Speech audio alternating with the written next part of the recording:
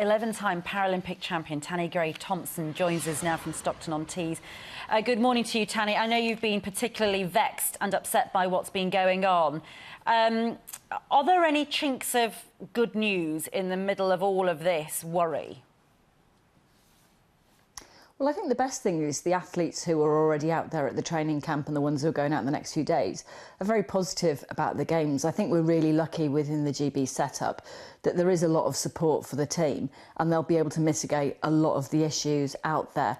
I don't think other teams will be so lucky, but, you know, the athletes are really positive. They just deal with whatever's in front of them. And I think the sport will be good, even if behind the scenes it's not as well organised or the crowds aren't there. Yeah, and you mentioned there the difficulty with other teams, because the sad thing is that perhaps not all teams will be able to get there because of the lack of funding grants.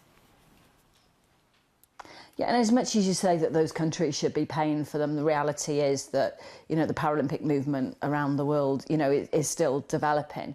And the IPC has said that they'll make loans available to try and get those countries there. I mean, the other amazing thing, there's been a huge amount of support from people, you know, in Britain, America, Australia, who are trying to donate money and are trying to do the best they can to help the athletes get there.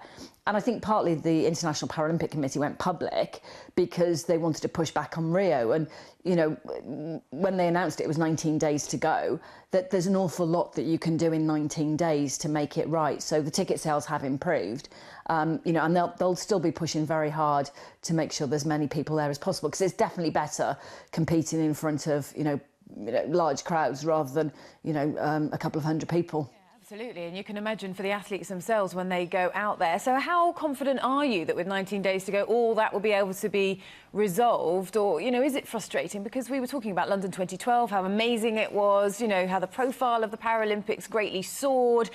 Are you worried that all that good work's been undone?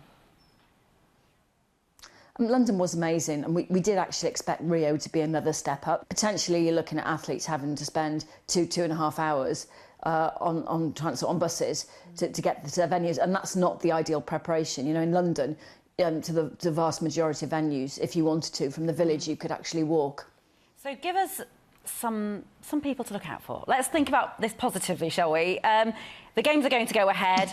Our team will be there. Listen, I suppose in a way, if there are 10 teams, as we're told, who, for travel reasons and cost reasons, won't be able to make it, that's demoralising because you're not competing against the best of the world, are you, if there are certain teams that can't make it because of funding.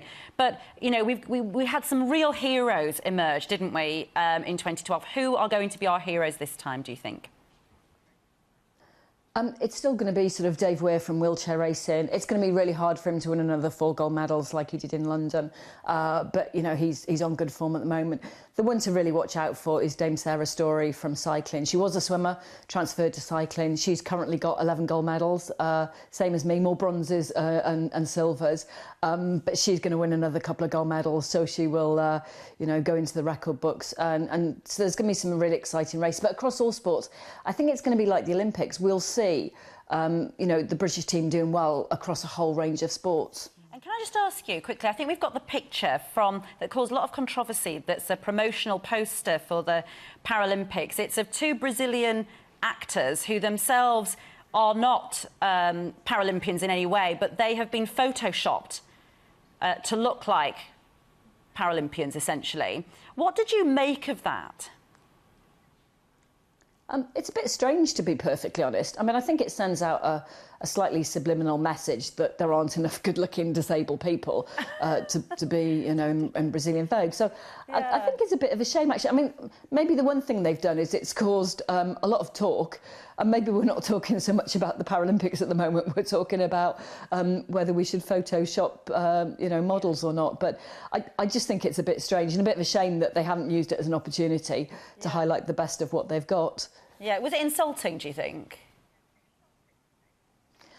Just very strange. I mean, it's not as if there aren't a lot of good-looking disabled people and, you know, lot of good-looking Paralympians. I think it was just, it's slightly mistimed and not very clearly thought through, to be honest. And I think, you know, there have been a lot of Paralympians that have been quite upset by it. I mean, I think in the whole scheme of things, this is probably not the worst thing we should be worrying about. But it's just a shame that they haven't used this as an opportunity to promote the athletes and push them forward yet again.